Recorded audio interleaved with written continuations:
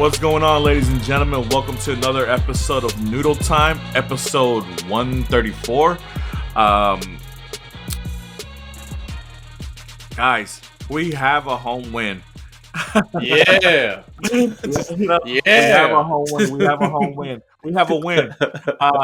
But before we get to all that, guys, obviously a lot of excitement with that and everything that's going on surrounding the Dynamo. But before we get to that, guys, let me introduce the guys who are with me today. Juan, what's going on, bud? How you doing? Hey, man, I'm doing good. Just like you, like a sigh of relief this week. Not sad the entire week because the Dynamo finally won a match. Honestly, great vibes this week compared to what we've had to deal with for the past month. Oh, for sure, man. You can't have said it any better. Andres, what's going on, buddy? Hey, man, pretty good. You kind of spoiled it for me, but I've been pretty happy with our first win of the season already. Kind of disappointed by the timing, of course, but man, a win is a win, and we just got to build up from here. Awesome. Guys, before we get onto the show, I was talking to the guys about this earlier offline before we got on. So I just want to let the people know out there who follow us and, and who support us and all that good stuff. We appreciate you guys, and we want to show our appreciation. Obviously, that we've been trying to establish and grow our YouTube page, and shout out to the guys who are on YouTube right now listening to us live and all that good stuff. But Andres, what's the current situation as far as subscribers on our YouTube page? And we're almost like over 260, which is absolutely fantastic. So we do appreciate it every single time you guys share our content on YouTube and like, comment, and subscribe. That helps a lot with the algorithm, especially if you share and recommend it to everyone that you know, especially Dynamo, Dash, those fans, and even neutrals that like to follow Dynamo. So we do appreciate all the support that you have given us so far, and we're just gonna go up from here. For sure. Now, why am I asking this, guys? Because I'm gonna ask a favor of you guys. Obviously, a lot of you guys know me from prior podcasts and other situations. Obviously, with the surge, from all around, guys. Whatever the case may be. So we're about 40 away, or a little less than 40 away from 300 subscribers to YouTube. So this is what I want to do. I want to see us get to 300 by the time Austin FC gets here at the end of the month. We will be tailgating alongside the Surge. Shout out to the Surge. And while we are tailgating, if we can make it to 300 subscribers, I want to give away free Dynamo swag. Dynamo merch. I got caps. I got stuffed animals. I got cards, autographs, all that good stuff, guys. But I need you guys to help myself, Andres, Juan, OSG, all the guys that work hard here on Noodle Time to get 300 subscribers on YouTube. So if you can, like I said, follow us on YouTube.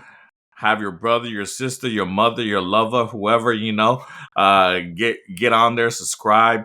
They don't have to be notified when we go live and stuff like that. We just need the subscribers, and we want the head count. And let's get to 300 by April 26th when we meet when Austin FC comes to Houston. And while we're tailgating, what I'll do is we want to maybe have like a little trivia game, live on camera or whatever. I'll ask a question. You answer it right, you get a Dynamo swag. Show you some of the stuff that I have for you guys. I got a couple caps, nice little dad hats for the daddies out there, for the zaddies. Yeah. We got some diesel plushes for the little ones. We got some Thor Uforlison autos, Sebastian autos. Guys, we'll take it, man. Somebody will take it. I want to give this stuff out to you guys. So please, like I said, help us get to 300 by April 26th is the game, if I'm not mistaken. I believe so. Help us get to 300 and get this free Dynamo swag, man. So, but with that being said, guys, home sweet home. We got to win, guys, finally. And against LAFC, who oddly enough hasn't scored against us in the last 5 games we've played against them or something like that, if I'm not mistaken. I think I saw that somewhere, which is regular season, I believe. So. Yeah, which is a pretty fantastic stat given the fact that what type of club LAFC is and what kind of dynamic players they always they always end up having on their squad. But with that being said, I mean, a 1-0 win against LAFC. Blake Gillingham with his first clean sheet. Round of applause to that young man. Jack McGlynn, our biggest signing this offseason, with his first Dynamo goal. A nice little goal to beat Hugo Lloris of LAFC to give us the 1-0 lead. Andres, I'm going to come to you, my guy. Just your thoughts on the game overall, as far as, what did you see a little bit different? Maybe the vibe or maybe the vibes were different in the air or something was going on in the air that kind of helped us propel. And who do you think the man of the match was? Or if you have multiple man of the matches? Just heading into this game, and I did talk a little bit about it when it came to having or earning a result against LAFC, especially a team that's still fairly consistent compared to our current situation. We just had to have like a pretty good defensive performance to at least get a draw. And this was before the game started, of course. And because they already have like a ton of offensive weapons, we talked about the fact that they do have a Conca Champions game to think about against Inter Miami after that game. And still, I was just worried about the fact that they were just gonna shred us with like the defensive situations that we have right now and the gaps that we have to fill still. Yeah. The difference with this game is just the fact that I've seen them. Of course, I saw the game, and for the most part, I feel comfortable with how they were managing things defensively compared to previous games this year. And granted, it's still early, but for me, this is the type of progress I would need because we try. I've seen like Ben try a couple different things. Those haven't worked out as of late. Of course, not having a win this late, this early into the season is still extremely concerning. But there's progress, and players like Jack McGlynn, there's significant progress there. Of course, Blake Gillingham having an amazing show-stopping performance there to keep the clean sheet with the first win of the season. And I've seen a lot of progress so far, which is very, of course, progressive to how this team is going to build up from here on out. And definitely, like when it comes to the man of the match, it could easily be Blake Gillingham for the same reasons, because he could have, like, I think he saved us like 5 goals here. and it's just a little bit unfair, but like Jack McGlynn, I feel like this was his best game for Dynamo so far. He has been getting like a lot of criticism. Of course, a lot has to do with like the fact with how he has been playing so far. Maybe the things that Ben also has been telling him to like do on the field. But I feel like for this game, he has been contributing a lot, and maybe it's the way that they've been able to like manage the game around LAFC. So it's been good. But I'll definitely say Blake Gillingham just for the fact that he was able to keep the clean sheet for us. Well put, man. I have to agree with you. Obviously, to be thrown into the fire or into the Lions den like Blake has been. Obviously, you don't go into a season expecting to lose your top 2 goalkeepers back-to-back games and things of that nature, right? And then to have a undrafted rookie just come in and to provide the athleticism and the type of goalkeeping that, to be honest, we haven't had here in a long time, to be honest, right? It's just, like I said, just more round of applause for the young man. And, obviously it's great to see that he's adapting and he's getting used to the professionalism of the game and obviously had the ability to show his skill set. Excuse me. Juan, I'll come to you. Same question, my guy. Man of the match. I mean, first of all, like, a great feeling to get the 3 points. It's been a long time coming for this team. Ben Olsen said in his press conference it was a long month, and I agree with that. I think everybody surrounding the team just kind of felt like we just needed this month to be over, but they won. And just like you two, I have to say Blake Gillingham was my man of the match. Jack McGlynn was also up there. I thought Femio Odesu has been getting better each game compared to what we saw against Inter Miami. Now, like, there were obviously a couple lapses, but I feel like the improvement has been palpable. But still, like, Blake Gillingham was my player of the match. First of all, if you guys have seen the Blake Gillingham interview we did, you would know that he is a dog, okay? He isn't frightened by the moment, right? he loves these situations. Obviously, he understood that the situation came and wasn't the best. Obviously, starting 2 goalkeepers down, and he has to step up. But he isn't scared of the moment, and I think you can see that he's very vocal with his teammates. And you can see it when I was at the matches. You could see him screaming, and like you can also see it sometimes on the TV when he's like being very vocal with his back line. And he's kind of been the leader that Femi Awodesu's needed to kind of step up. Eric's already a leader, so I guess it kind of helps you to have a guy that can step in, a rookie, but still show some leadership attributes. So yeah, he was my man of the match. Jack McClin as well, just for the goal. I mean, I've always believed that if you score a goal and your team wins the match, some of your mistakes can be like thrown under the rug. I didn't think he made too many mistakes because he was playing much higher up. But yeah, man, I thought Blake Gillingham delivered another man of the match performance. His second one, by the way, at least in my terms. It was his debut, and now this past match. There you go. Yeah, man. I mean, look, it's great.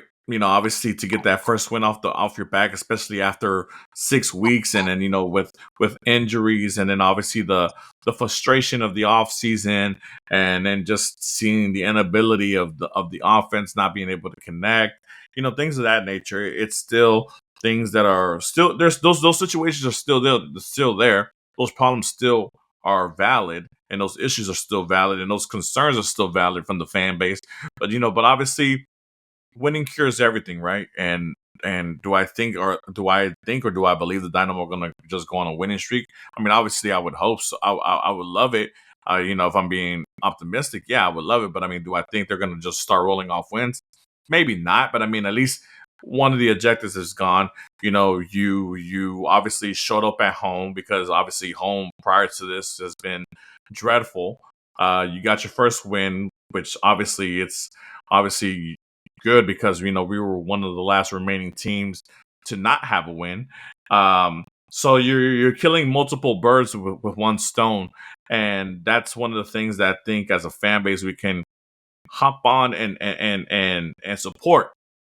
Obviously Blake Gillingham, for him to come in the way he has, it's amazing. Obviously Juan mentioned the fact that he communicates well with the back line, and has those guys positioned in ways where it helps him defend the goal at a much better rate. That's just obviously it's going to get better over time, depending on how much time he's given. Fermi, obviously coming in as a rookie, last year playing for Dino Dos, but coming in as a rookie and basically taking over for Mikael. Given all the playing time that he's been getting, he's only getting better. And sometimes you gotta look for that little ray of sunlight when it's cloudy and dark outside, right? And you gotta think about it. Look, these young players, Fermi, Gillingham, McGlynn, whoever else you want to throw out there that's a young guy, Batiojo. These guys are getting minutes, and it's only going to be better for them. It's going to be better for us, because when we really need them, if we do need them, once we get our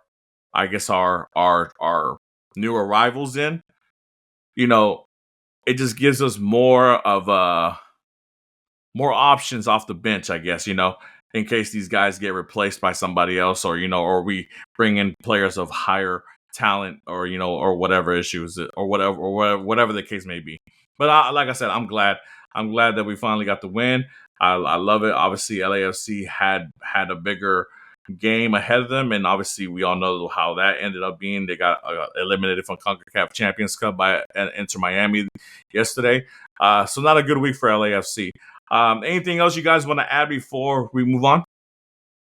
Honestly, I wanted to also highlight, Juan already mentioned Femi Awodesu, which we've been saying, I guess we've been saying for like past few episodes, that no pressure, but essentially you're the new Mikael. So, and of course, how Mikael started for the first team, he kind of struggled a little bit, and then he picked things up over time. I feel like this is going to be the case for Femi Awodesu, just because of how he's just like poised to be this defender. He's going to be a presence over on the back line.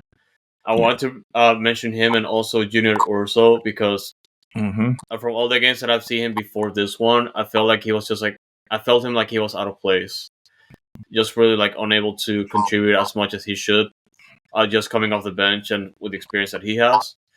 But I feel like today, this game, just playing all the minutes for of the game, I feel like he was more of a presence here, and he gave me glimpses of Hector Herrera, which is great. So he's gonna have to keep it up. Of course, it's more of the adjustments that were made into this game, just being able to find the spaces and just retrieve the ball as soon as possible to break those plays against the LAFC. Which, regardless of how you think about Giroud just being a different player in MLS, they still have like a lot of weapons like overall. Oh yeah, so yeah. It's just a matter of containing LAFC, and I feel like Urso deserves credit for this game. Yeah, I mean, look, people are gonna say, "Hey, this LAFC team isn't the same as prior ones," but don't get it twisted. I mean, they still got Bundaga, who's 20 goals, Buanga, yeah. easy. Giroud, we obviously know what kind of player Giroud is. Under, who was a Turkish international who they brought in, it's somebody who can do a lot of things. Juan, you want to say something? No, yeah. I guess I understand why Andres says that Urso's kind of moving like Hector Herrera, but I do think that it actually comes from Jack McLean playing much higher. This is something I kind of wanted to point out earlier. Whenever Jack McLean steps up, it's Urso that's providing his cover, and Jack wasn't really playing that like goal position. I don't know how to explain it. It was very different. It felt less like the mandatory position he had to cover, and just the space that he could be in. Like the goal that he scored, he was dropped a little bit deeper and more like I think like a Mesal or Carrilero type, where he was just dropping in. He got the ball, makes some right combination with Dorsey, and then gets into the right attacking midfielder spot, and then scores that golazo. So I think Urso is really more of like the cover for Jack, and Ben just kind of saying, "I'll give you that same role Ache got in 2023. Just get in the box, try to make something happen, make teams honor your left foot." And that left footed shot was beautiful. Just cooked Hugo Lloris. I was like, it kind of gave me like the same feeling like Anali when he scored and he kind of dribbled past Hugo Lloris. Like there was a duality in that moment. Like young guy steps up and you can tell there's something there potential wise. So yeah, I just thought Jack McLean playing higher helped Urso even further to kind of have his own pocket of space. Yeah, I mean, I think, and that obviously is the biggest change to the lineup, right?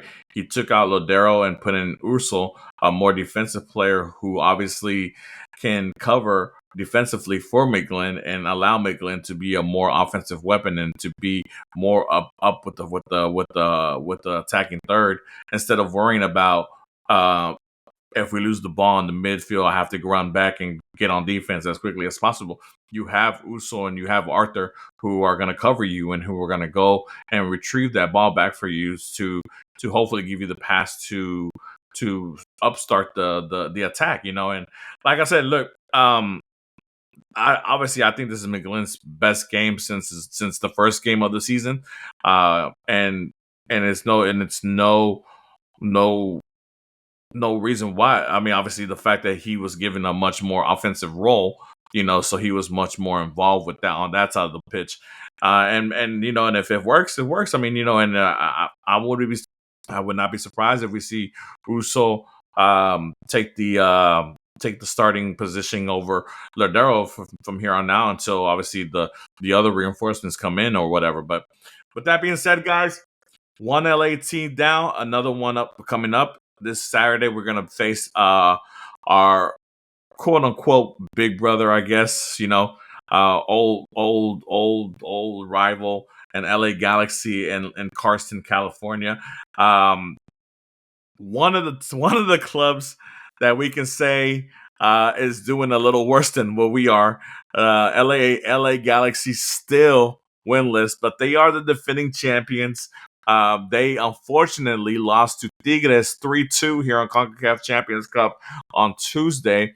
And but they kind of dug themselves a hole early in that game, allowing Tigres to score 2 quick goals to get up on them quickly. But they still show proudness and pride, the fact that they came back and and try to make a game of it against Tigres. So obviously we know that they have the offensive power. They have the players capable to cause havoc against us.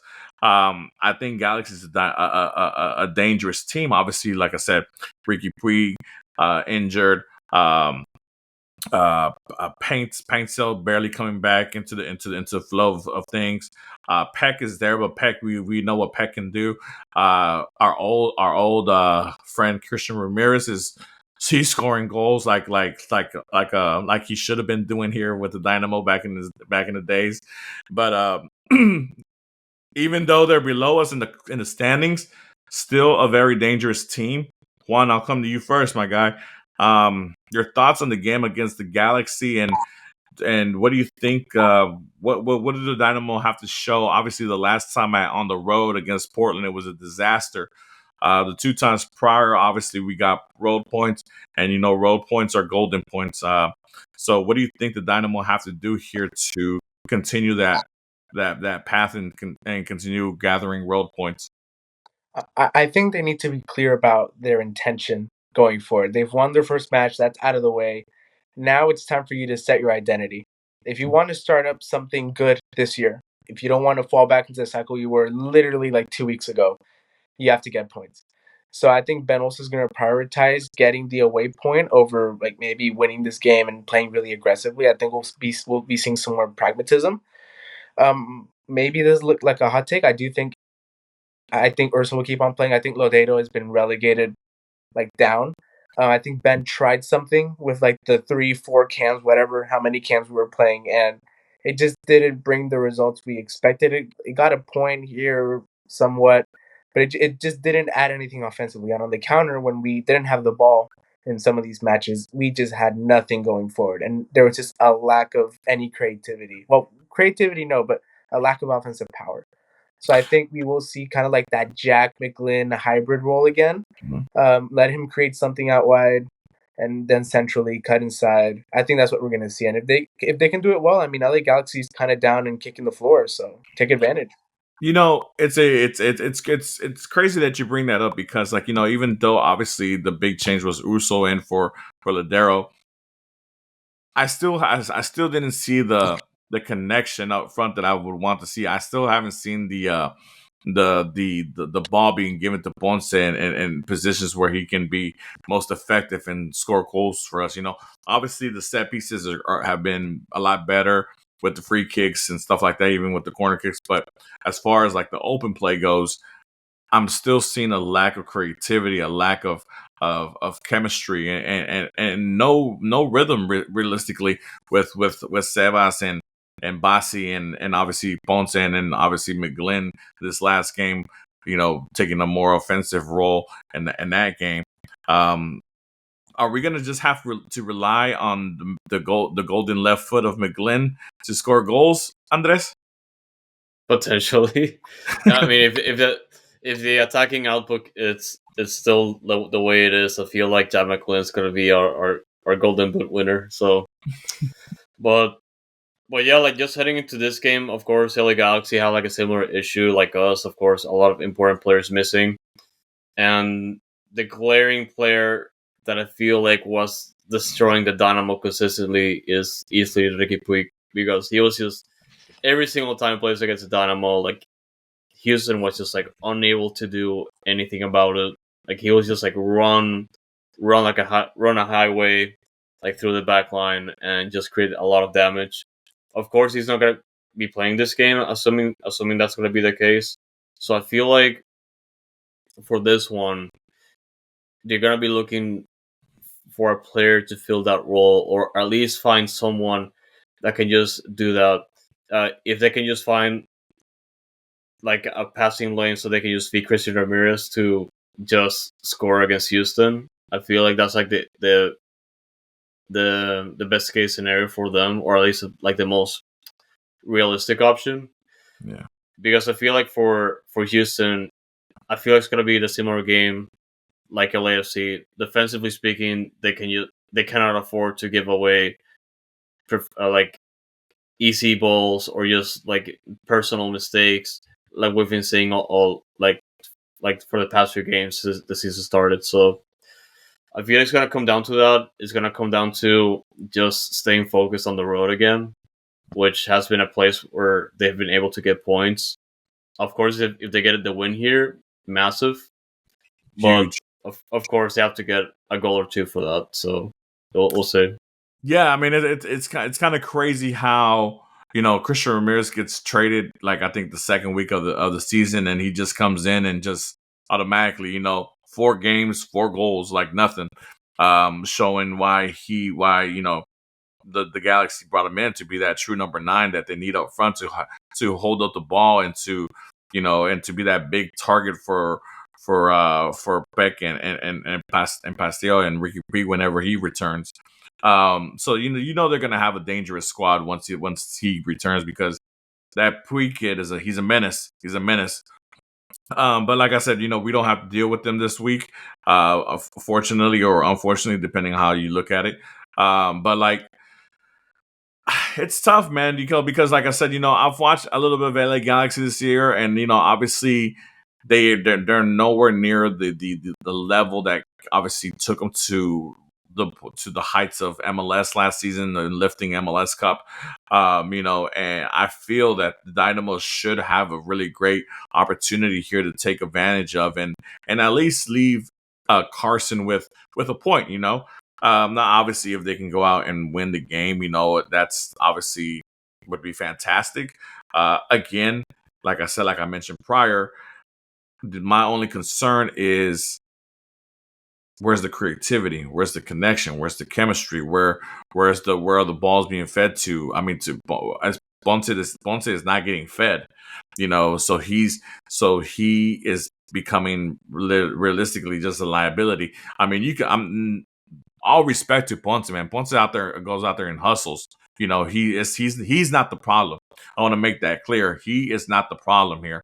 It's the fact that we can't get the ball to him into a position where he can be most dangerous and score goals. But hopefully we can figure something out, man. Because obviously it would be great to have a little bit of a winning streak here going along, and going back to back against LA teams is something that's always good to go with. Juan, you want to give me a prediction for this game? Yeah, I'll say, since I like to be optimistic, kind of maybe balance out some negativism. I'll say 1-0 Dynamo. I think Aliu breaks his non-goal scoring streak of, like, I don't know how long it's been, 84 years. Um, I'll say like in the 84th minute he comes in, a mistake by LA Galaxy, who just seem out of it at the moment, and he bangs in a tap in. I think it'll be 1-0. I don't think we'll see anything from Ponce yet. I feel like we'll need to wait for a signing or two offensively to come in to maybe give him some space. I think we'll just have to be one of those games where we just edge out a win and a clean sheet. Nice. Andres, what about you, my guy? I'll go 1-1 so I can jinx myself. But the reason is that I feel like we might just have a lot of issues containing LA Galaxy offensively, and we might just have some bad luck here. And same goes for them. So I feel like it can just be like a pretty boring game per se, potentially. And it stays like that. Who scores the goal? I'm gonna say Jack McLean. Jackie boy. Yeah. So Juan mentioned that he wants to be optimistic and trying to cancel out the negativity of this show. I wonder who he's referring to. Nobody knows. I'm talking in general. Unless you're being too negative, man. Come on, bye. Just trying to be realistic here, but yeah, it's all good. I'm coping with that win right now. yeah. So I'm gonna be a little optimistic here. Obviously, like I said, I think LA Galaxy is on the verge of turning their ship around. I think they showed great passion and pride, like I said, against Tigres this past couple of days, a couple of days ago, and obviously they're starting to learn how to play without Puig, which makes him dangerous, because obviously when he gets there, it makes him even more dangerous once you get a player of that caliber to come back. But I'm gonna go with Andres here, and I'm gonna go with the tie, but I'm gonna go 2-2. I'm gonna make it a little bit more fun. Okay. Maybe a 2-2 tie. Unfortunately, I think our old friend Christian Ramirez kills us with a brace of his own. But I mean, I think Ponce gets his second, and I think we get an Eric Header. All right, off a corner or something like that. Okay. I'm feeling a little frisky here. So nice. So hopefully, like I said, Juan says there's gonna be 1-0 win. Who scores the goal? Ali, you off the bench. I've been saying this for I've been saying this for a year. Wow. I forgot that. I've been saying this for 7 months, man, and it just hasn't come true. I'm starting to think you have to speak it to existence, and you have to say it a lot of times so it goes. So it happens. That's gold right there. Hey, Ali, you scores, man. Juan, you might be invited to the next week's show and every other week. Exactly. Andres goes with the 1-1 tie. Having you said McGlynn saving us again with that golden left foot of us, and I'm going with a 2-2 tie, Ponce's strike and Eric Header to hopefully bring some points back to with the Dynamo on the road. But guys, speaking of LA Galaxy, we're bringing in a former LA Galaxy player and Jonathan Bond, who currently was with Watford as a goalkeeper for them in the English Championship League. Unfortunately, I haven't had the chance, and Ondrej, you probably can help me out with this. I wasn't sure of his role with Watford, if he was a starter, if he was the backup. But regardless of whatever situation he was in, I'm thinking he was the backup at Watford, if I'm not mistaken, and you can correct me if I'm wrong. But I'm pretty sure he's coming over here for the opportunity to obviously come and start. And, obviously we know a lot about Jonathan Bond during his time with the LA Galaxy, some successful seasons underneath his belt with those guys. Somebody who's familiar with the league and has had a lot of experience in the league. Now, obviously, we spoke highly of Blake Gillingham and his clean sheet and how quickly he's been able to adapt to the professional league and do all these great things, and his athleticism and all that great stuff. But obviously, with any club of substance and any club that has desires to improve, you have to provide constant competition when it comes to your positions, right? So even though as fans we're infatuated and we're in love with Gillingham right now, we have to give him, competition for that position. It can't just be handed over to him, with such ease. And obviously, we know that Jimmy Meyer will be back soon and things of that nature, and we'll see how the goalkeeping carousel goes, depending on how obviously Gillingham performs. But Andres, your opinion on the Jonathan Bond signature? What do you think about him as a goalkeeper?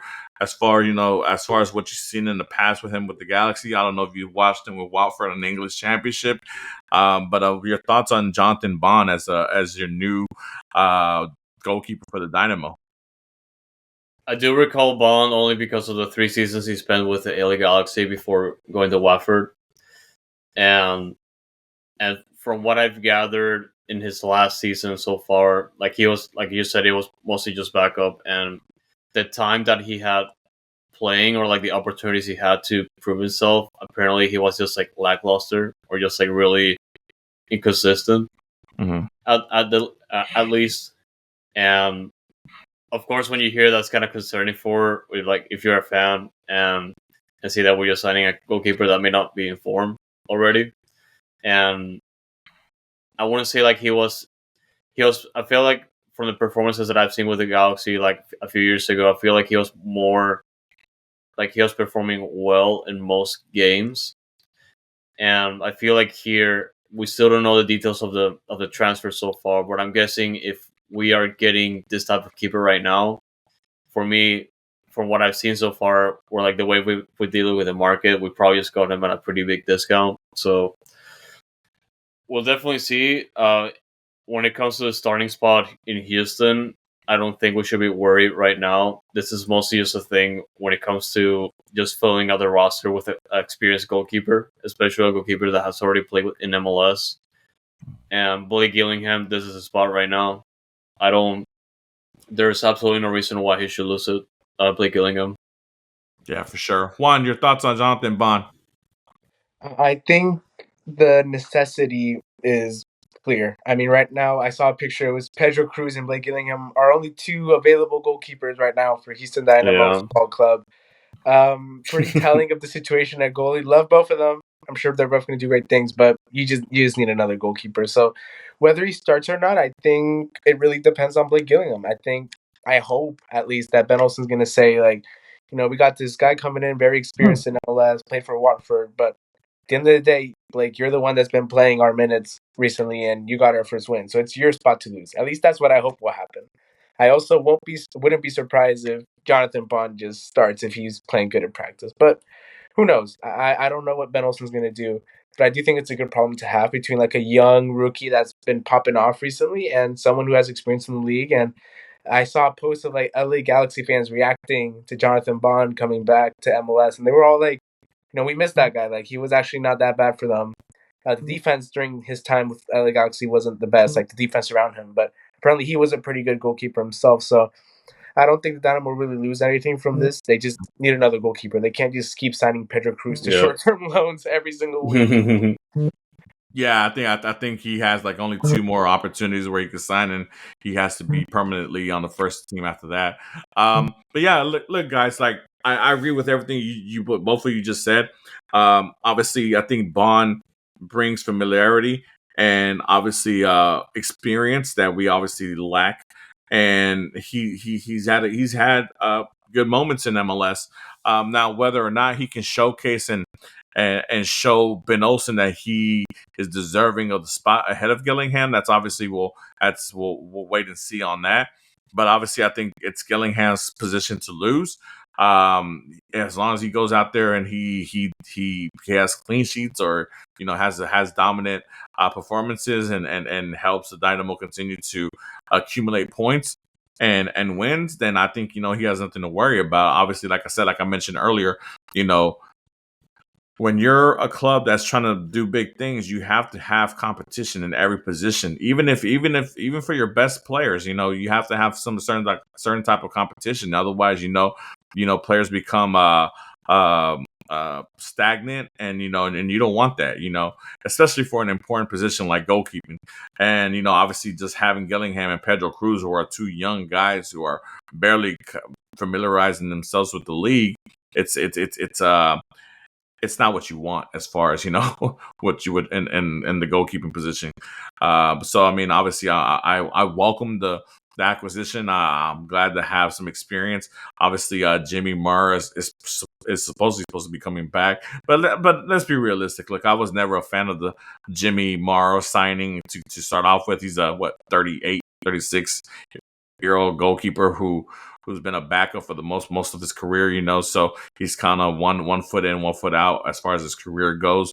With that being said, I think I feel a lot more happier with a Gillingham Bond duet as far as goalkeepers go on my squad. So I'm looking forward to that. Like at the very minimum, at least you upgraded your backup goalkeeper, and obviously that's something that whenever you can do that, you obviously take advantage of that, and you make that move 10 times out of 10. Guys, anything else you want to add on Jonathan Bond before we move on? Nope, I think that's a good signing. About as good as it comes for the context, at least. Sounds good. And I was gonna add like one more thing, of course, like Juan kind of mentioned already, but it's kind of more competition for Pedro Cruz, or at least more encouragement to contest a spot, because at this point it kind of feels like he expected to be the backup keeper because we don't have other keepers. Yeah. So yeah, he doesn't have an excuse now to like not overperform with those, because anything can happen. See, and speaking of that, let's play the hypothetical game for a little bit. This, now that you mentioned that. Obviously, I mentioned that Jimmy Maurer, he will be coming back. He's still on the contract, obviously, and things of that nature. I don't know if the Dynamo just go off and just cut somebody like that. But I mean, let's say he comes back and obviously he's a part of the squad, and then let's say Bond beats out Gillingham as far as because Gillingham has a couple of bad games, or Bond just comes in and really showcases his skill and why he should be the starting goalkeeper. What do you do then, do you just have Gillingham sit in the back as a backup, or do you send him to Dynamo Dos to make sure he keeps getting game time? Maybe play one half Pedro Cruz, another half Gillingham. It's a tough situation for a young player to be playing as much as he has, and then to all of a sudden be just all your playing time is taken. Obviously, we have competitions like US Open Cup and League Cup coming up that we can possibly play him in. But as far as if that scenario happens, do we send him back to Dynamo Dos so you can get playing time, or do you have him ride the bench as the backup? Well, I mean, technically, Pedro Cruz was the starter at Dynamo 2 when we had all of our available goalkeepers, right? It was Blake Gillingham being that third choice for the first team. I think it has something to do with Pedro Cruz just being an international player, right? And yeah, they want to save those international spots. Yeah, exactly. So, I mean, at the end of the day, I think for goalkeepers especially, I think learning under a more experienced goalkeeper at the beginning is one of the most important things you can have as a goalkeeper, personally. That's from talking to goalkeepers at the professional level. Like, the vast majority of them didn't get like their first 2 minutes until like 25, 26, 27. So like right after the James Bond age, James Bond. I keep saying James Bond, but Mr. Bond here, yeah. But Mr. Bond here, he's like still in his prime. So obviously he's gonna be demanding more minutes because he's still at the prime of his career. While Blake Gillingham is still early on in his career, he has a lot to learn still, even if he has been playing well. So I think he just becomes the cup keeper. If Mara comes back, I do think Mara will just take that third string spot. I think so because I mean Mara played well when Tarbo came off, but I think the Dynamo could also prioritize the future here. Mara last season was I think a player's executive with FC Dallas. It seems like he's going to try to be more front office once his career ends. But I honestly think he could focus more on that while Blake Gillingham takes the backup role, kind of saying like, okay, you've jumped from third string to second string, you'll be our cup keeper. And then Mr. Bond is going to, obviously take over league duties and all the important competitions. Yeah, I mean, I think Bond took the opportunity to jump on this Dynamo trip because obviously he didn't want to be the backup keeper at Watford. If he had an opportunity, he sees more of an option to being a starting goalkeeper here with the Dynamo. But like I said, we'll see what happens. Hopefully, like I said, at the end of the day, if these guys compete with each other and hopefully they can bring out the best of each other, and then we get the best available goalkeeper possible who will be a beast between the nets. But with that being said, guys, obviously acquisitions, and I'm still wondering, man, when are we gonna see Pablo Ortiz? When are we gonna see Lingr? Ondrej, I mean, I know you follow Dynamo closely as far as with the players and the acquisitions and stuff like that. I know we've already officially signed both. Pablo on loan and obviously Lingr as our DP for this moment. Any words on when we're gonna see these players, a timeline or a specific game that we can look forward to? I mean, it would be nice to have these players, or especially now that we've already won a game, trying to get them included. I mean, have we even seen them at practice? It's just a matter of patience, but we don't have patience, honestly, at this point in the season. And I don't really know anything else on that it's like everyone else knows. Like, it's just like visa issues.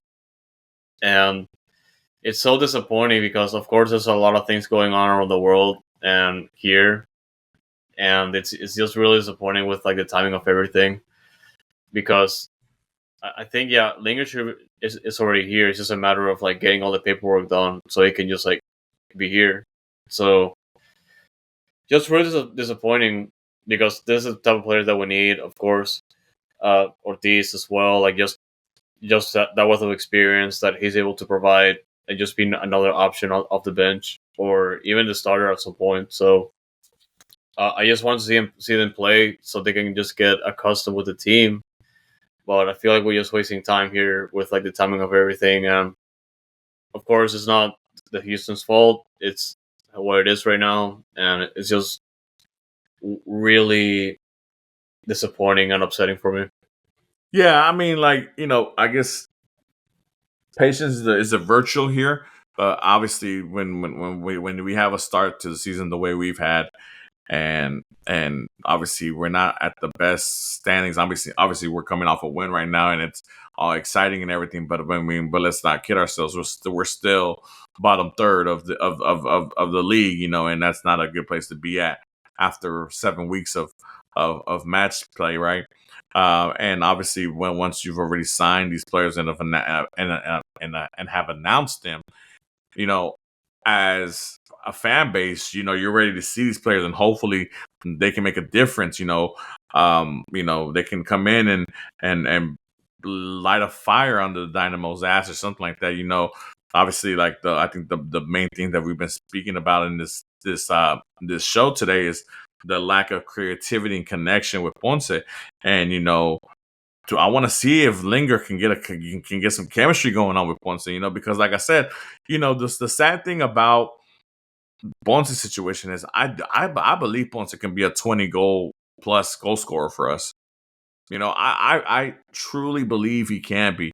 I think he has that skill set, but but if you don't have anybody giving you the ball or feeding you the ball, it's pretty hard to get goals, as you can see. I mean, the only goal he has is one off of a set piece, So it's tough to be in that situation, especially all the hard work that he puts in, game in, game out, and to come out empty-handed. It's devastating, and it's going to start getting to his confidence, and and you would hate for his confidence to be low when new players are coming in and potential players that can really help his game.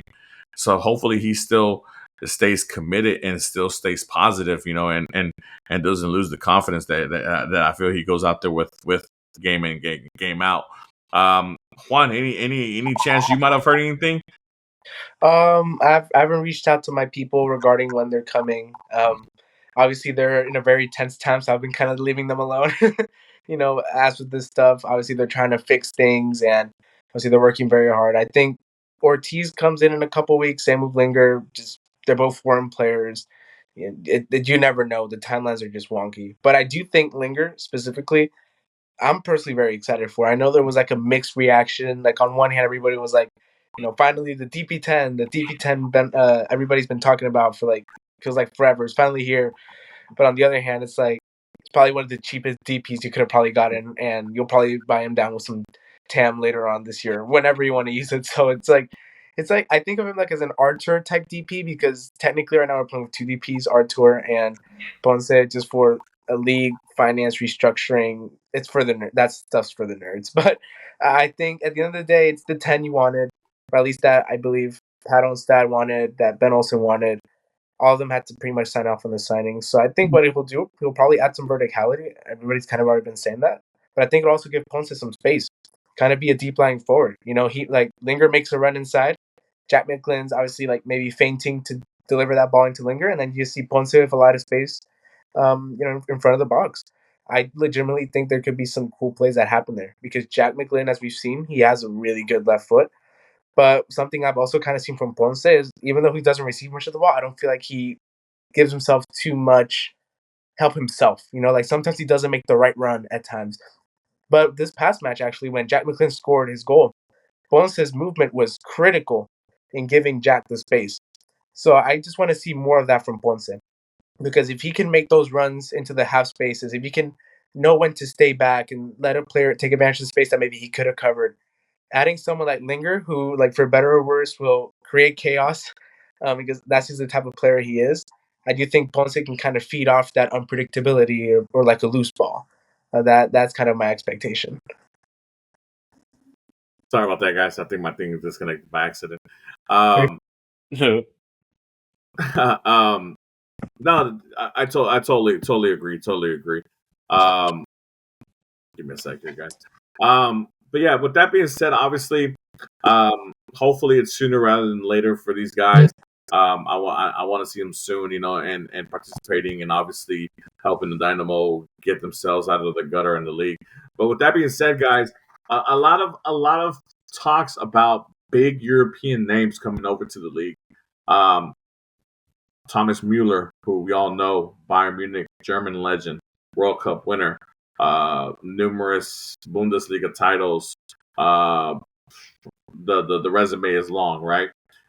Kevin De Bruyne, we just find out Inter Miami has discovery rights. Of course they do.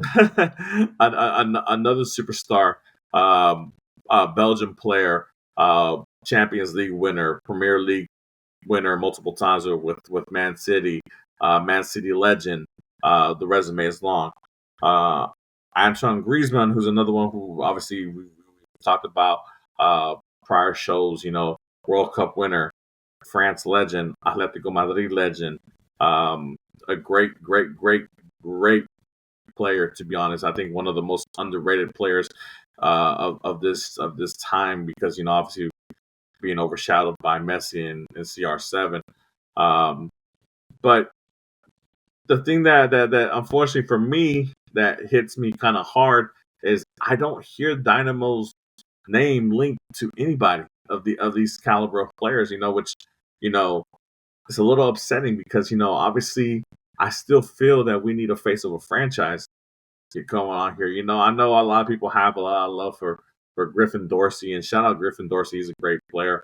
Jack McGlynn, born to because of him being the DP, or even Eric. But like to have like that true face of the franchise, like what we had when we had Hector here. It's missing, man, and I feel a little bit just frustrated. Maybe it's the word that I never hear the Dynamo's name linked to these type of players, and it's frustrating as a fan, as a supporter, because I feel like, man, you add a Thomas Mueller, even though obviously we know he's 37, 38 years old. I mean, dude, you don't think he can connect with Ponce? Kevin De Bruyne, or Griezmann, Dybala, or whoever, the possibilities are endless. Sometimes I feel like the answers are right there for Pat and the front office. It's just whether or not they're willing to invest the money in these type of players. It's like it's just kind of head scratching sometimes, because obviously, when you bring up players of that caliber, obviously it comes with a high salary, but it also comes with jersey sales, your stadium being filled more, marquee matchups, marquee times, more exposure for your brand and for your club. So it's kind of I get a little back. Andres, your thoughts on just the fact that you don't really hear Dynamo being linked to these type of players. Is it frustrating as a fan? Is it whatever? You don't care as long as they're bringing in players with talent, or or what do you think? Your thoughts on it? From a fan that has seen a lot of players come into MLS, it's, for me, like, with 100% honesty, like, for me, it just feels disappointing whenever all these like big name players come into the league, and of course, like, we kind of all know the reason why. It really comes down to a lot of factors. Of course, the first one being ownership, the other one being the market, and of course, the De Bruyne news kind of came in. That Inter Miami has the discovery rights, of course. I don't know how they're gonna work that out, but I feel like it comes down to one of those reasons, because, of course, when we start with ownership, they're the ones that put in the money and set the project for the player to try and come in, kind of like what we did with Hector Herrera. But for us, we're just a little bit different because, of course, our ownership, like Ted Segal, like, he's not like Arthur Blank with Atlanta United, or we could say like the owner of the Carolina Panthers just owning Charlotte FC and just being able to bring in Wilfred Zaha on loan, or of course the LA teams, of course San Diego, that just came into the league, and being able to sign Chucky Lozano just because of the market, 100%. It really comes down to a lot of factors, not just ownership, but also market. If you're just able to tell the player, like if you're in California, for example, hey, you're going to live in LA or San Diego, and we're also going to give you a lot of money. Would you agree with this contract? Of course, everyone's going to say yes because you'd like to live in California and you have a pretty nice place to stay because of your contract. Miami, same thing. You're in Miami, but of course you have the incentive for playing with Messi. Everyone's going to try to sign a contract with you just because Messi's there. And also the bigger teams are usually able to bring in more money for the big name players because they're going to get paid that type of money. For us, it's more difficult because, of course, it's Houston. It's not attractive to a lot of foreigners that want to play in the States because Houston is Houston. Of course, we have a lot of issues with do you want to come to California or you just want to come to Houston? But of course, there's ways to bring in the player. Of course, the main one just being money. But but yeah. Respect H-Town, bro. I hear what you're saying, and I've heard that before. But to be honest, I think it's complete BS. And I'll tell you why. Look, obviously the glitz and glamour of Los Angeles and what Los Angeles provides, as far as DC movie stars and all that bullshit, whatever. Fine, okay. The traffic is worse out there. Pollution sucks out there. Whatever, blah blah blah. I mean, it is what it is. New York, obviously, business capital of the world. A lot of the big corporations are up there. You're minutes away from people who can provide a lot of opportunities as far as marketing, etc., branding, and all that stuff like there. So obviously, New York is that, right? It's the number one global city in the world. Miami, because the glitz and glamour of Miami, South Beach, beautiful women, beautiful cars, Messi, obviously now. David Beckham, cool. But I think we sell Houston short, man, and I think it's the club's job to showcase the city too. Look, dude, you can't tell me that Hector Herrera didn't have a great time in Houston, dude. I've seen Hector Herrera in just about every suite possible and every venue possible when it's come to big concerts like Peso Pluma or Grupo Frontera or whatever. Any big event, I've seen them courtside at the Rockets game. I've seen them at the suite at the Astros game. You're telling me this guy did not have a fantastic time in Houston? I call bullshit. It's the food is fantastic here. The atmosphere is fantastic. The only thing that sucks about Houston, realistically, is the humidity during the summertime. But at the end of the day, shit, you get the same humidity in Miami. Obviously, it's great that you got sunny beaches and stuff like that to counterattack it. But it is the same thing. I think it's the job of the club to sell the city as well. I think dude, Houston is known. Dude, Kevin De Bruyne comes from Manchester, is playing in Manchester. I've been in Manchester. Manchester is, with all the respect to Manchester, it is fucking sad there. Dreary. And excuse my language, it's dreary there. It's raining all the time. It's gloomy as hell. We've had a beautiful week. Dude, today was a beautiful day. It's a fantastic day out here in Houston,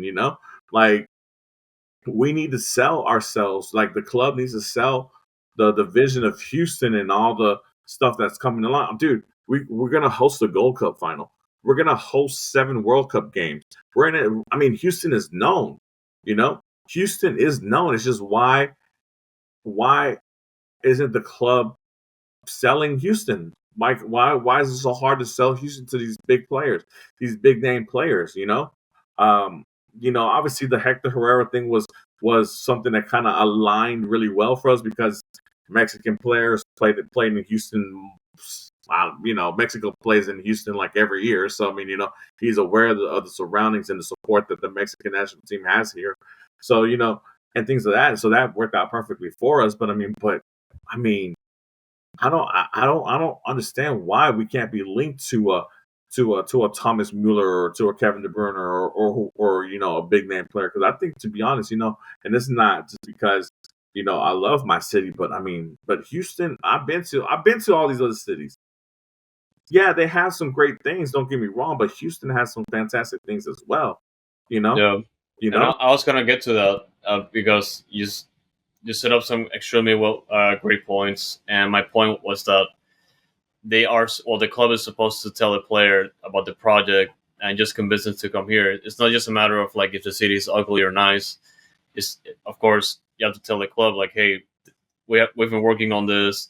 Hector Herrera was on board for a while, and just trying to convince them, because the factor that also plays a hand here is just it could just be like a balancing between money and the desire from the player to come here if you convince them well enough. So it's both.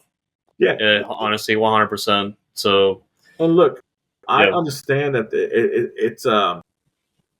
it's a high risk, high reward type of thing to sign a player of this caliber. Look, rumors are that if Kevin comes here, he's asking for a salary equal to or around what Insigne is making for Toronto FC, which is about 15 mil a year, right?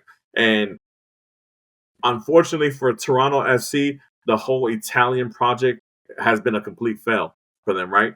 And after Jabinko, yeah. a lot of money lost. But I mean, but to be honest, in my opinion, from all the time that I've seen MLS under the DP rule from David Beckham all the way to Messi and Suarez, like the risk of failure has been minimal, to be honest. I mean, like I can name you maybe a handful of failures. Obviously, I mentioned Insignia and Bernardicci with the Italian project in Toronto. Maybe the Shaqiri project of Chicago Fire, but Chicago Fire has been a bum club for a minute that doesn't know how to run itself. I mean, so, and to be honest, who else? I can't think of anything else. Pirlo didn't, came to New York City, but I mean, but he wasn't the Pirlo that we knew. But I mean, but Lampard and David Villa worked out for New York City FC. So that was a 2 out of 3 on that. I mean, Titi Henry for Red Bulls worked. Beckham, obviously. All the players that Galaxy signed, even the Zlatan project, even though Zlatan never took them to the playoffs, but I mean, but everybody was excited to see Zlatan, and I can only imagine the amount of jerseys and tickets that they sold, because Zlatan was their marquee player, But like I said, it's one of the things where the club has to be able to sell the project to these players. And to be able to convince these players. Juan, I want to hear your thoughts on this. Well, I'm gonna be real. I'm not the person you should ask about like emotional things, as like why aren't we linked to big players? I'm kind of avoidant on the whole thing. If we sign a big player, that's cool, right? But for me, it's not about the name of the player. The quality is important. It's just at least for me, when you say something like why aren't we looking for these big players? Maybe the big players don't want Houston, or maybe we tried. Rumors are rumors. As someone told me on, I was talking to someone in the Dynamo, and he told me if Tom Bogert hasn't made a tweet about it, it's probably not true. And obviously it came out from ESPN that Inter Miami has Kevin De Bruyne's discovery rights, and like that's all legit. But most of the time, when I see like people 35 age plus, twilight of their careers, saying they want to make a move to MLS or something like that, it could be us. But most of the time, there's no like club talked about. Usually, it's like Griezmann, always linked to the LA clubs. But aside from that, I've seen a lot of like rumors about big players coming to MLS, and they don't mention a team.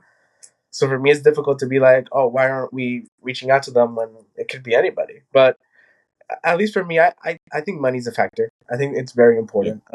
I think the budget is what it is.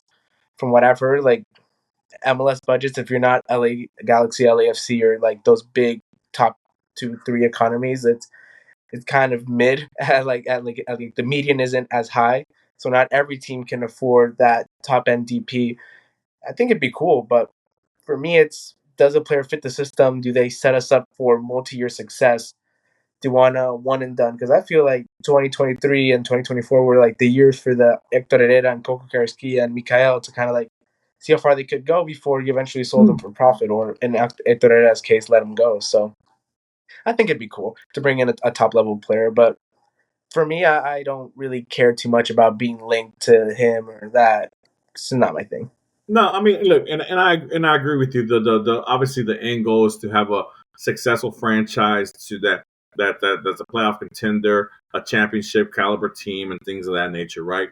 But obviously, a lot of these teams, like, look, before Messi, I mean, and obviously Messi is Messi, right? I mean, you can't compare anybody else to him, but Inter Miami before Messi, I mean, look, they signed Higuain, they signed Pizarro, they signed different other Matuidi, players internationally known, and it didn't work out, and obviously for them, once the whole Messi thing came, like, it turned their franchise completely upside down and has made them what they are today. I mean, they're the premier franchise of the league, Like, and another thing is, like, persuading players because of where it's at. Like, look, man, players are going to Saudi Arabia and playing in the middle of the desert because they're getting paid insane amounts of money, absolute money, like all the money, like any amount they get paid triple. Exactly, like, it's life changing money. So the players can be sold on playing in Houston. So I mean, and the thing is, like I said, a lot of those players who are currently playing in Saudi Arabia are looking to get out of there because they've already made the money they need to make, and they don't really enjoy playing in that environment because there's no environment over there. They see MLS is growing, they see that the U.S. crowds are growing. They know they can live a good lifestyle where they're not recognized all over the place, and they can go hang out with their people outside and go have dinner, and nobody's going to bother them because most of the people don't even know who the hell they are, So it's a great life for a player of that caliber who has been spending their whole lives, having to duck paparazzi and it's all this stuff and all this other crap. But like I said, it's just it's one of those things that obviously a lot of rumors, like Juan said. I mean, rumors are rumors. Some can be true, some can be false, some can be narratives thrown out there by their agents. Whatever the case is. But it just sucks that I never really hear the Dynamo, whether it be a fake rumor or a real rumor. I never hear the Dynamo linked to a player of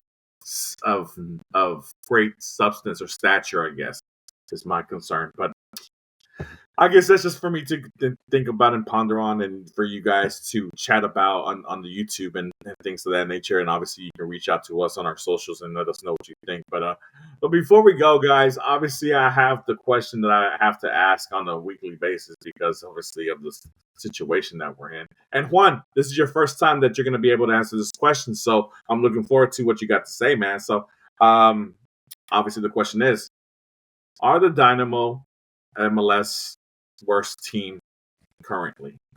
Andres, I'll go to you first. Take your time. We'll go to Juan. Thank you. I appreciate that.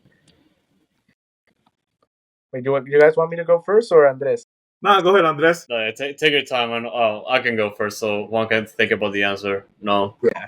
Simple answer, no. The win has you hyped. I mean, yes, it's still the course, part of the course, but yes. Yeah. I mean, I can agree. Look, I see what's happening with Sporting Kansas City, and obviously I mentioned Toronto with the Italian project just being so sorry, and obviously all the money they've invested in that, being, and then Montreal, boy, it ain't good to be a Canadian team unless you're Vancouver. Yeah. No, Vancouver is just like something else right now. Yeah, Vancouver is something else right now. It's a great story. Juan, are the Dynamo the MLS worst club? No, not even close. I'm a real no. And I haven't really. Maybe after the first 4 games, I remember I made the tweet about us having the worst start in our team's history. Ask me then, I'd say, yeah, things seem kind of bad. But I'm gonna be real. I was kind of doing some analysis I was kind of rewatching the games like a lot, especially the first couple ones, seeing just what went wrong. Miami was just a horrible loss, but that first match against FC Dallas, I do feel like we got stifled. I do think if a couple things just went a little bit differently, not even better, just differently, like I think it was the second goal. We just got so incredibly unlucky when we had the ball. I do feel like that could have easily been 3 points. And looking at if just that one game switches, looking at like the standings right now, we go from 5 to 8 points. That's a point off Los Angeles, a point off Salt Lake. 2 points off San Jose and 3 points off Colorado and Dallas and Portland, who are all in between 5th and 7th. So theoretically speaking, we're like, and also all the injuries. I know you said currently, but I just don't think we're the worst team in MLS, considering that I feel like we probably deserve to get a win in that tough stretch, especially in the beginning against FC Dallas. In my opinion, I felt like that was a game where we should have won. Yeah. So considering that, kind of like in my imaginary tally, I don't think we're the worst team, especially when you look at the Eastern Conference and like the bottom teams. Dios mío, they need a prayer. Yeah, I mean, look, like I mentioned prior, I have to agree with you. I don't think that at this moment we're not. We've climbed off that little hole of ours, and we're not the MLS worst. I mean, like I said, Toronto, with all the money invested in the Italian players, to still have no wins. Montreal is another team that's that's unfortunate for them. I don't know what's going on with that club. I think it's a lot of has to do a lot of with their ownership and just front office. I don't know what's going on with them, honestly, to be honest, and why they're doing so badly. Sporting Kansas City, end of an era with Peter Vermees. It's just that's what happens. You have somebody who's been there for a long time, and you have so much success with, and sometimes they run out of style. I mean, and that their style wasn't a winning formula anymore, and they got pretty big shoes to fill there in Kansas City. But yeah, I agree. We're not the worst MLS franchise at the moment right now. So hooray there, guys. Obviously we come to the end of the show, but before we go, Andres, let everybody know where they can find us or where they can hit us up at. Yeah, man. Just before I do that, I just want to give a shout out to everyone that has been tuning into the show live, especially for this episode. Of course, shout out to Rushan, Giuseppe Lara, Dago Rodriguez, Jan Hurtado, and yeah, man, just a shout out to you guys because you've been. And even David. David is here. Hey, yes, what's up, David? Wooden Spoon contenders, of course. I mean, we're still in the race technically, but I doubt it. but yeah, shout out to David too, and thank you guys for chatting in the chat right now and throughout the hour. The episode has been going on, and once again, your support means a lot to us. So we appreciate it always. And of course, you can always catch your content whatever you listen to your podcasts, and also on video form through YouTube. If you search Foxtrot TV, also on goals.tv/@DynamicFoxtrot, we're going to be there no matter what. Just in any platform, man. Just search Noodle Time, Foxtrot TV, you're going to search us no matter what. So, no, you're good, David. He was just apologizing, but no, you're good, David. We appreciate you still. But yeah, guys, like we said before, all season long, we're going to be here no matter what. Like, if we go now like 1-33, we're still gonna be here. So yeah, man. And Rosala asked like when our podcast usually again. We do have several episodes going on on a weekly basis. So we usually just have Dash Dispatch going on like usually on Mondays, sometimes Tuesdays depending on the scheduling. And we also have Instant Ramen coming over like every not once in a while depending on the scheduling on our end. And Noodle Time usually comes out on Friday now. We should have this recorded on Thursdays and have it out as soon as possible. And yeah, usually like at least 2 episodes a week. And we're going to keep putting out more content like over time. So just stay tuned. Nice, guys. And with that being said, like I mentioned before, guys, we're on a mission to 300 subscribers on our YouTube page. Like I said, again, if we can hit that on April 26th during the Surge tailgate, we will be handing out Dynamo goodies. All you got to do is just answer one trivia question of the Dynamo. Nothing difficult. And, we'll be giving out Dynamo swag as far as hats, plush toys, cards, autographs, all that kind of stuff. So if we can get to 300 guys, I will be more than happy to give out the swag and all this stuff and all this great Dynamo stuff that we have. So help us get there, guys. I need to throw out my shout out too. Shout out Kiki Van Santen. But guys, thank you again. Always. Guys, thank you again for showing your support and appreciate all the love and hate. Hey, some people hate watching this, all good. But roll the matrix up as always.